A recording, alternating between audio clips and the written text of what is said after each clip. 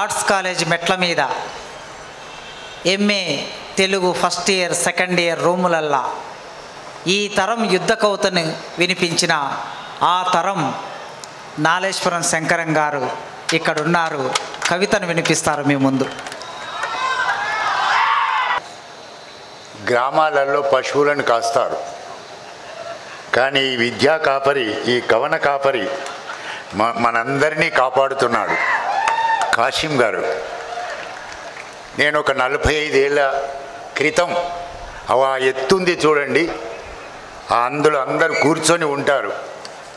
మొట్టమొదట ఉరసం Osmania writers circle ఆ ఎత్తు మీదనే ప్రారంభమైంది.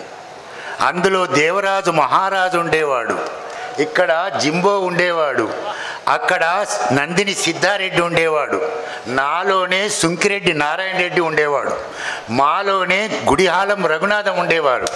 అందరం అక్కడే కలిసి సభ ఏర్పాటు చేసుకున్నాం. 45 ఏళ్ల తర్వాత మీ ముందుకు వచ్చి చూస్తుంటే ఇంత పెద్ద కవి సమ్మేళనం జరుగుతున్నందుకు మాత్రం నాకు అరణ్యంలో నెమలి పింఛమెత్తి నాట్యమాడుతుంది అంటారు. నాకెందుకో నెమలిలాగా మారిపోవాలన్న ఒక ఆనందం కూడా నాకు కలుగుతుంది.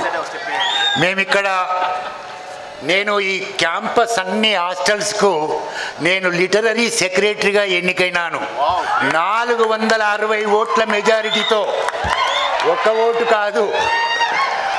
ఆ హాస్టల్లో ఉన్నప్పుడు ఎందుకు ఆ మాట గుర్తుకొచ్చిందనంటే, మేము ప్రతి నెల సభలు పెట్టేవాళ్ళం. నాకు బాగా గుర్తుంది, కుందుర్తి ఆంజనేయులు గారిని పిలుచుకొచ్చినాం ఇక్కడికే. విరసంలో నుంచి నగ్నముని వెళ్ళినప్పుడు కూడా అక్కడికే వచ్చాడు. అనేక మంది కవులు, కళాకారులు మా ఓల్డ్ పీజీ హాస్టల్లో ప్రతి నెల సభ నిర్వహించేవాడిని. నాకెందుకు గుర్తుకొచ్చిందనంటే, నేను కాగితాల మీద రాసి గోడలకు సభలు అంటుపెట్టేవారం. మా కాశీం కాలేజీ లోపలంతా కూడా కవులతో నింపి పెట్టాడు. వెరీ నాకైతే ఇప్పుడు నా పేరు శంకరం, కానీ నేను ఒక శివతాండవం చేస్తున్నంత ఆనందం నాకు ఇక్కడ ఉంది. మామూలు ఆనందం కాదు సుమా. ఈ కాలేజీలో చదువుకునేటప్పుడు నేను ఈరోజు ప్రొద్దున బాగా వెతికినాను. డాక్టర్ సి నారాయణ రెడ్డి గారి క్లాసు మాకు 12:30కు ఉండేది. మాకప్పుడే హాస్టల్లో తిండి పెట్టేవారు. అన్నం తినడమా, నారాయణ రెడ్డి క్లాసు వినడమా అని మాకొక సవాలుగా ఉండేది. మేము క్లాస్కే వచ్చేవాళ్ళం, అన్నం తినేవాళ్ళం కాదు. కానీ తరగతి గదిలో నారాయణ రెడ్డి మాత్రం మమ్మల్ని శివతాండవం చేయించేవాడు. అద్భుతమైన తరగతి గదులలో మేము చదువుకున్నవారం. నేను చాలా గర్వంగా ఏమిటంటే, ప్రొద్దున వెతికింది భారతి అనే ఒక పత్రిక ఉండేది. అందులో కవిత వచ్చిన వాడే కవి అనే ఆ రోజుల్లో ఉండేది. ఒక్క సెకండ్ ఇయర్లోకి నేను వచ్చినప్పుడు నారాయణ రెడ్డి గారి కవిత కింద నా కవిత పైన భారతిలో అచ్చయింది. తర్వాత 3 సార్లు నారాయణ రెడ్డి గారితో పాటు భారతిలో కవితలు కూడా వచ్చినాయి. అందులో ఒక కవిత చదువుదామని అనుకున్నాను. ఈరోజు చాలా ప్రయత్నం చేశాను, అది దొరకలే. కానీ మీ అందరికీ చాలా తెలిసినదే, నేను తెలంగాణ మీద పిహెచ్డి సబ్మిట్ చేయడానికి వచ్చినప్పుడు నా తరగతి గదిలో కూర్చొని రాసుకున్న కవిత ఈ నేల మీద రాసిందే చదవాలి అని అనుకున్నాను. నేనేం మార్చుకోను. నేను ఒక రైతుల మీద ఒక 5 కవితలు తెచ్చుకున్నాను, రైతుల మీద రాసినవి. కానీ ఒక్క కవితనే వినిపించమంటున్నాను. వినిపిస్తాను. ఈనాడు దేశానికి ఆకుపచ్చ పురుగు బాగా వ్యాపించి ఉన్నది. ఈనాడు భారతదేశానికి ఆకుపచ్చ పురుగు వ్యాపిస్తూ ఉన్నది. అది దేవుడి రూపేణా, లేకపోతే రైతులు ఇప్పటికి కూడా ఇంకా ఢిల్లీ గేటు దగ్గరికి రానివ్వని ఒక సందర్భం ఉంది. ఆనాడు పత్తి రైతుల ఆత్మహత్యల కాలంలో మేమిక్కడ చదువుకుంటున్న వాళ్ళం. పత్తి రైతుల ఆత్మహత్యల మీద మేము కృషి చేస్తున్న వాళ్ళం. ఆ సందర్భంలో వచ్చిన ఒక కవిత చదువుదామని నేను అనుకుంటున్నాను. చేలోకి పురుగులు వస్తున్నాయి. ఇది ఇప్పటికీ ఈ పురుగులు వస్తూనే ఉన్నాయి.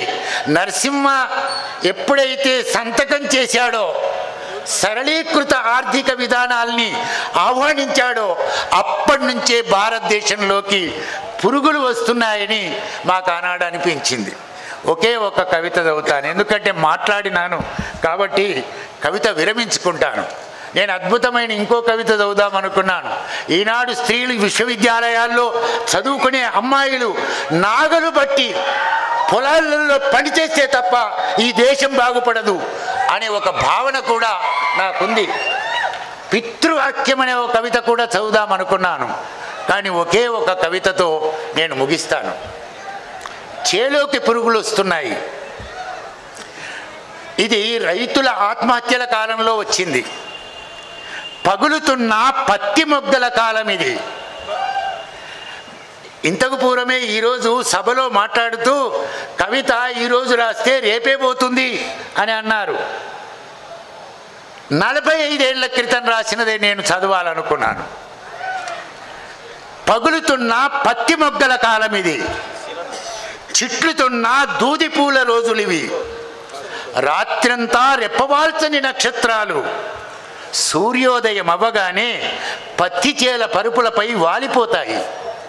సూర్యోదయం అవ్వగానే పత్తి చేల పరుపులపై వాలిపోతాయి. తారలా వెలిగే ఒక్కో పత్తి మొగ్గ కూడా, చేలల్లో తారలా వెలిగే ఒక్కో పత్తి మొగ్గ కూడా ఆకాశపు చేను మీద వెన్నెల నవ్వుల్ని వెదజల్లుతూ ఉంటాయి. ఆకాశపు చేను మీద వెన్నెల నవ్వుల్ని వెదజల్లుతూ ఉంటాయి. నాకు మాత్రం నీలాకాశపు పంట పొలంలో కళ్ళు విప్పిన తారలకు, నాకు మాత్రం నీలాకాశపు పంట పొలంలో కళ్ళు విప్పిన తారలకు, నేలబడిలో విచ్చుకుంటున్న పత్తి మొగ్గలకు తేడా అగుపించదు. నేలబడిలో విచ్చుకుంటున్న పత్తి మొగ్గలకు తేడా అగుపించదు. భూమ్యాకాశాల మధ్యన ఆద్యంతం వెలిగే ప్రతిరూపాలవి. భూమ్యాకాశాల మధ్యన ఆద్యంతం వెలిగే ప్రతిరూపాలవి. అయినా కాసేపు తారల మాట మర్చిపోదాం. మరి కాసేపు పత్తి చేల ఫ్లాష్ బ్యాక్ కథల్ని వదిలేద్దాం. మరి కాసేపు పత్తి చేల ఫ్లాష్ బ్యాక్ కథల్ని వదిలేద్దాం. ప్రస్తుతానికి ప్రాణాపాయ స్థితిలో ఉన్న పత్తి మొగ్గల కోసమే ఈ సమావేశం. ప్రస్తుతానికి ప్రాణాపాయ స్థితిలో ఉన్న పత్తి మొగ్గల కోసమే ఈ సమావేశం. బతుకంతా ధారపోసి దూది చేల మీద పాషాణ విషం దట్టించే పత్తి పురుగుల దాడి ఆగేట్లు లేదు. పత్తి మొగ్గ రెప్ప విప్పాల్సిన వయసులోనే రెప్ప మూయాల్సి వచ్చే కదా. పత్తి మొగ్గ రెప్ప విప్పాల్సిన వయసులోనే రెప్ప మూయాల్సి వచ్చే కదా. హఠాత్తుగా కాటేసే పత్తి పురుగు ఓ కన్నీటి బొట్టునైనా రాల్చదు కదా. దయరాని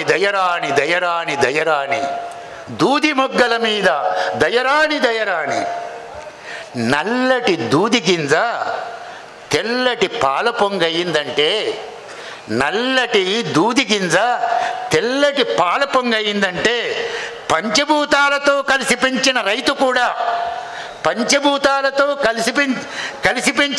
కూడా ఓ పత్తి మొగ్గేనని విశ్వసించాలి.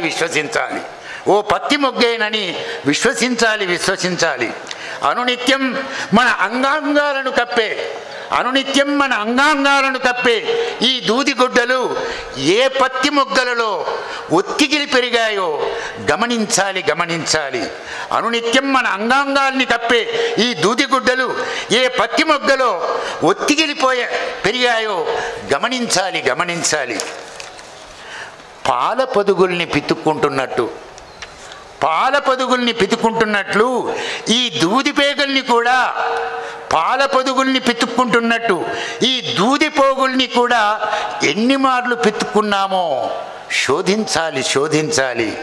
మన ఈ దేశంలోని ప్రతి ఊరు ఓ పత్తి చేనే, మన ఈ దేశంలోని ప్రతి ఊరు ఓ పత్తి చేని, ప్రతి గుడిసే ఓ పత్తి మొగ్గే, నిలువెత్తు కాలిపోయే కొవ్వొత్తి దారం కూడా ఈ పత్తి మొగ్గలదే. నిలువెత్తు కాలిపోయే కొవ్వొత్తి దారం కూడా ఈ పత్తి మొగ్గలదే. దయరాని దయరాని దయరాని దయరాని దూది మొగ్గల మీద దయరాని దయరాని. దూది మొగ్గ దూది మొగ్గ మా కవుల ముడి దూది మేడవు నీవే. దూది మొగ్గ మా కవుల ముడి దూది మేడవు నీవే. మా కావ్యం సూదిలోని దారానివి నీవే. మా కావ్యం సూదిలోని దారానివి నీవే. మానవ కళ్యాణానికి మంగళసూత్రానివి నీవే. మా మంచం మీది పక్కబట్టలు మౌనంగా నలిగిపోతున్న తలదిండ్లు, తెగిన చెప్పుల్ని ఒడిన చేర్చుకునే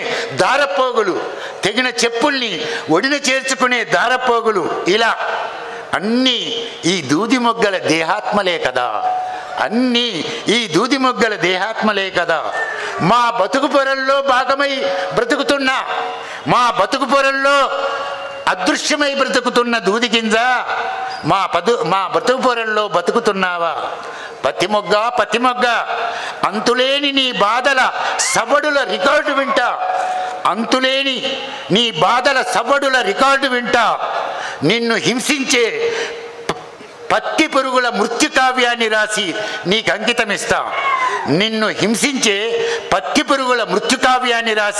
నీకు అంకితమిస్తా.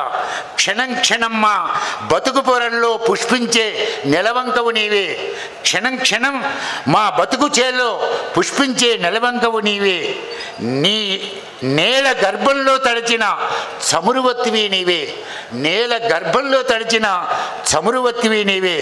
ఆద్యంతాలు లేని మా దేశం దివ్యలో వెలిగే అరుణతారవు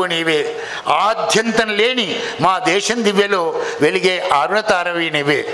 మరోసారి మీరందరినీ నా హృదయంతో ఆలింగనం చేసుకుంటున్నట్టు భావించి ముగిస్తున్నాను.